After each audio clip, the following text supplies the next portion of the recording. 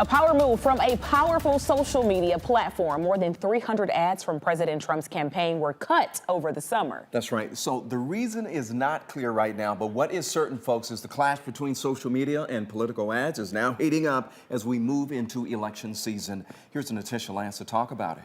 Well, Ron, social platforms are divided. They can't agree on the best way to handle those political ads that have at times been accused of spreading false information, but it is raising some concerns about why certain ads might be removed. So a Google transparency report keeps an archive of political ads that have run on the site as well as YouTube. A 60 Minutes investigation found more than 300 of the Donald J. Trump for President ads were taken down for a policy violation. Now, those are those pink boxes that you see there.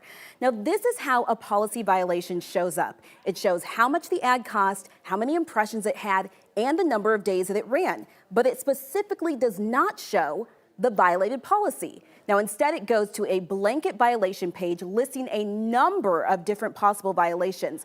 Now, Democratic candidates Kamala Harris and Tom Steyer have also been hit with those violations, although they have been fewer than President Trump, but Harris and Steyer have also posted fewer ads. Now, Google and YouTube are just the latest platforms to come under fire. Facebook has taken most of the heat.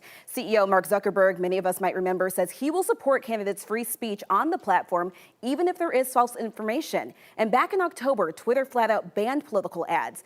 Now, all these decisions are being made about how our viewers learn about these candidates, so we wanted to ask them what they think about it. So we asked, should social media sites handle political ads?